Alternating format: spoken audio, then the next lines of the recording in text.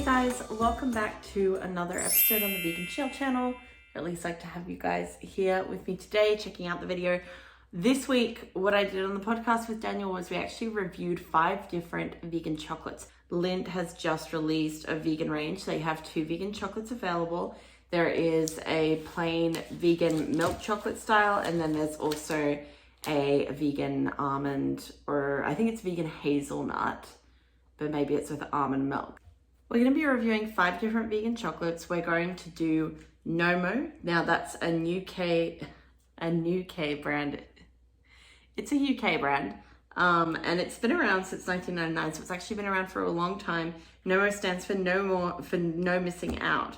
So it's dairy-free, it's gluten-free, it's egg-free, it's nut-free and vegan, and that's hard to find all of those combined because most of the vegan alternatives use some kind of nut milk or have some nut type thing happening, which, you know, obviously really bad for anyone who has a nut allergy that is also vegan. So this one gives you dairy-free, gluten-free, egg-free, nut-free option. It's vegan and it uses Rainforest Alliance certified cocoa, or cocoa.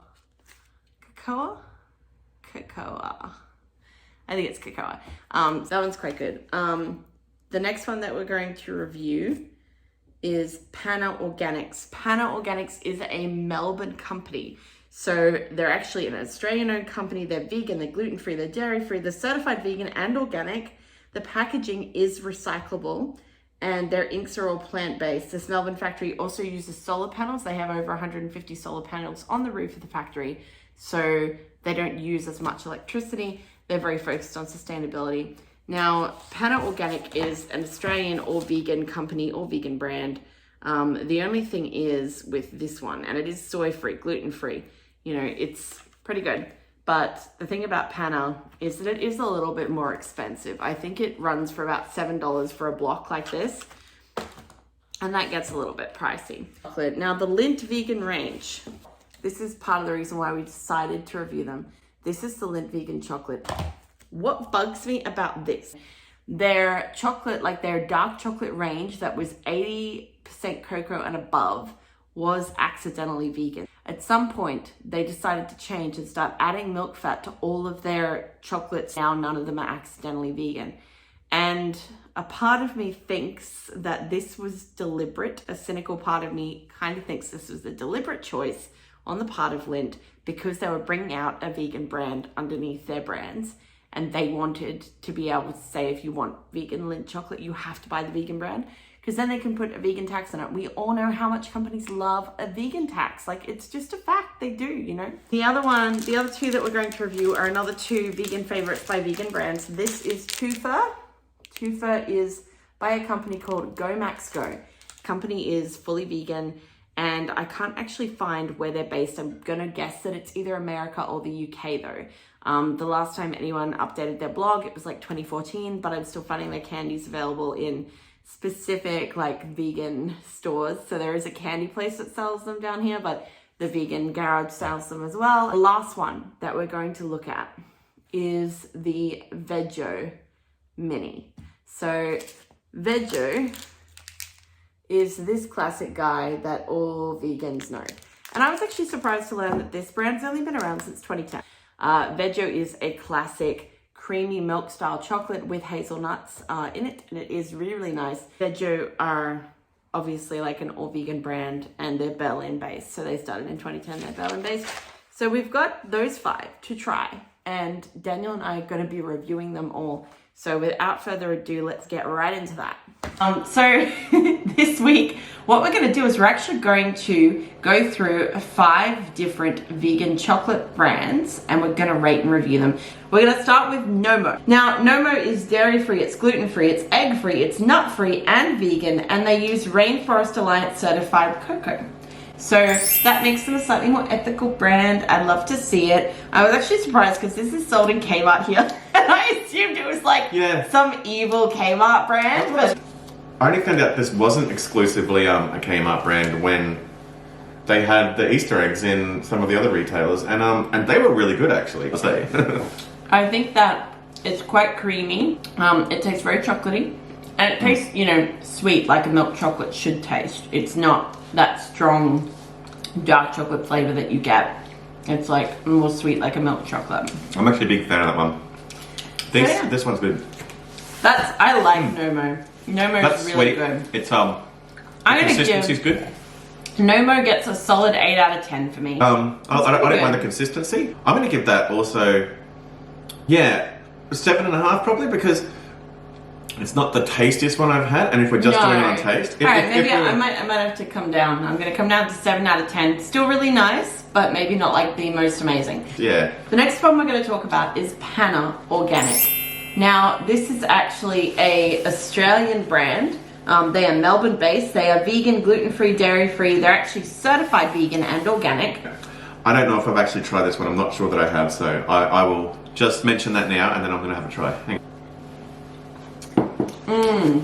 Hang on. That's pretty good. There's something...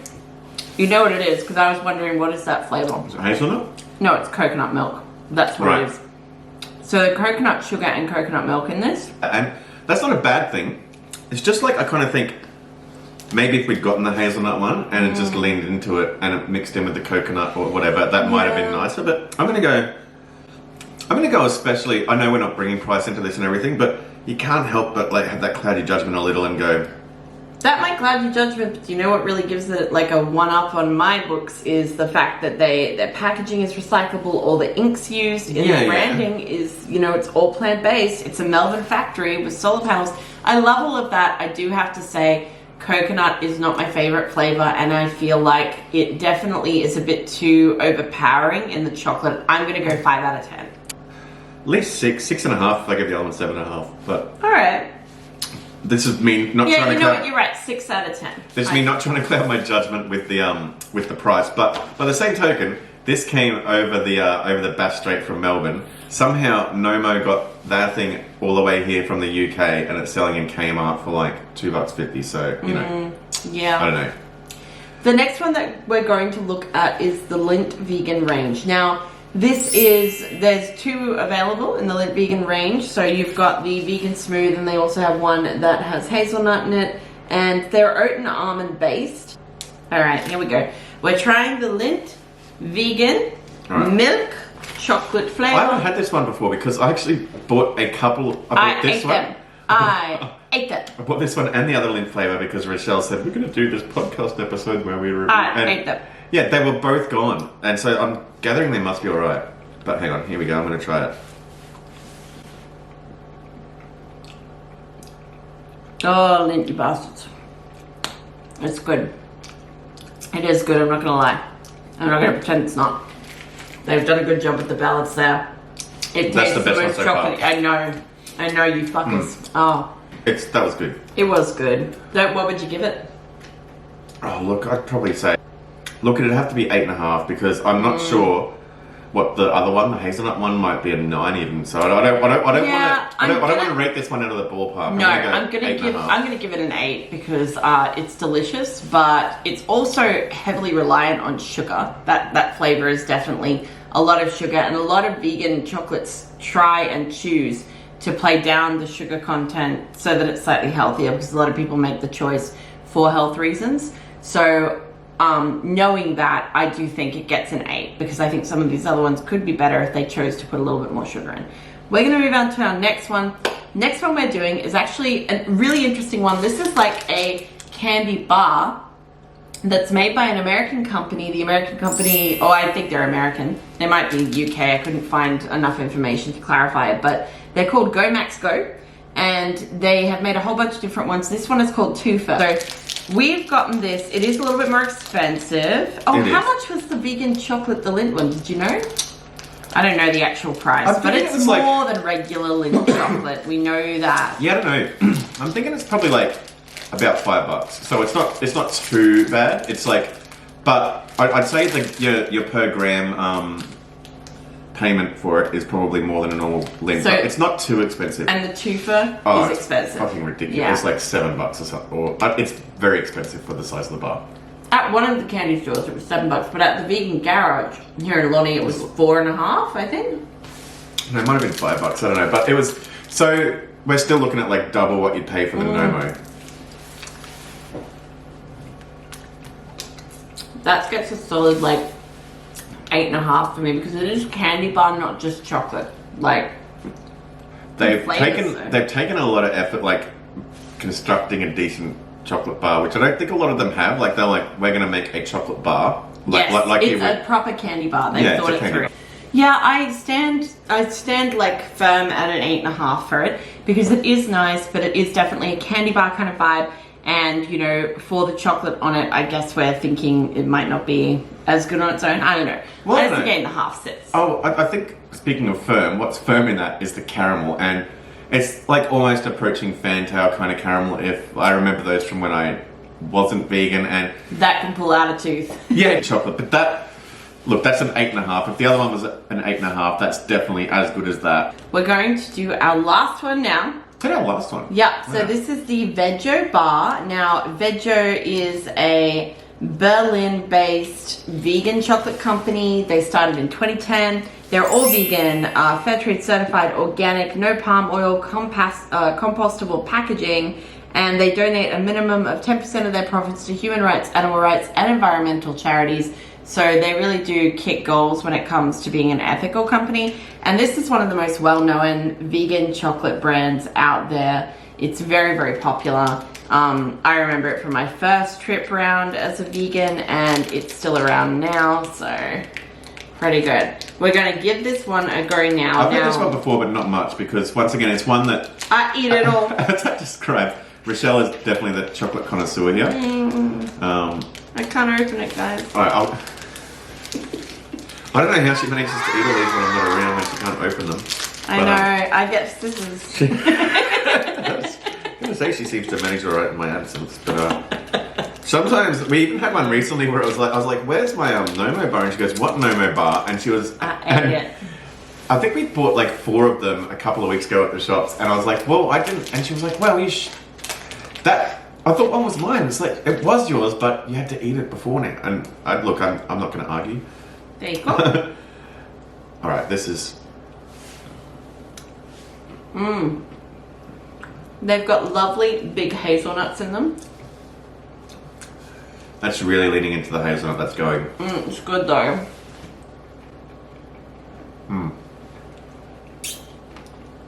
It's creamy. Yeah, that's fantastic. You've got whole hazelnuts and hazelnut paste. They play into it really well, and the balance of flavors is nice, and it's very, you know, it is probably the most like milk chocolate tasting chocolate amongst them. I'm gonna give that, despite what I just said. I'm gonna give it a 9. Yeah, I'm gonna give it yes. Okay, guys, the results are in. All right, out of the 5 that we reviewed there, so that was Tufa, Veg Bar, Lindt Vegan Range, Panna Organic Milk Chocolate, and Nomo. It is Veggie Bar that gets our 9 out of 10 top rating today. And you know what? They're a really ethical company. Price-wise, they are a little bit exy, but I think it's worth the money. So we got the mini bar, and I think that was $5, and the slightly larger one is at least $7. Guys, let us know in the comments if you like this video. Please subscribe to the YouTube channel, follow the podcast, rate and review the podcast if you've been enjoying it. That definitely helps us. And yeah, drop a comment below and let us know, or hit us up on Instagram. Let us know what your favorite vegan chocolates are, or if you like this episode. Thanks for being here this week, guys. I'm going to say one more thing before I leave, because... interrupted my flow, mofo. I'm sorry. That's alright, I was just going to say, after long being dormant, I've just restarted my podcast. Oh yes, you can check out Daniel Johnson's podcast, that is Artist to Fan, and you can find that on all of your favorite streaming platforms, that is, and you can find Daniel on Twitter and on Instagram. On Twitter, you are at Dan Johnson 1979, and on Instagram, you're at Dan C. Johnson 79. Yes, I might change those usernames at some stage, but I haven't at the moment. For now, he is who he is. And I've got a really good interview with Adele Pickvance, who used to be in the Go-Betweens, who's got a great project called Adele and the Chandeliers. Sorry, I'm not trying to hijack this, but I just feel like I've not done podcasts for You deserve a shout out, and everyone loves you on this podcast. They thoroughly enjoy our banter, I'm sure of it. That's the feedback that I received. And I also had an interview with Cram from Spiderbait recently, and I've got some really exciting guests lined up for the forthcoming few episodes, so keep an eye out for that, and sorry for trying to hijack into this just to give myself a plug, but all I get paid for this is like a little bit of wine and chocolate, so you know, I feel like I deserve the plug. I did make a full lasagna dinner. There's a full lasagna dinner. Anyway, so yeah, thanks guys for being here this week. We are releasing the podcast weekly on Fridays, and there is a new YouTube video every week. So if you're listening to the podcast, head and check out the YouTube. And if you're watching the YouTube, go and listen to the podcast. It is the full version of what you'd be seeing here. Thanks so much for being here this week, guys. We will catch you in a week.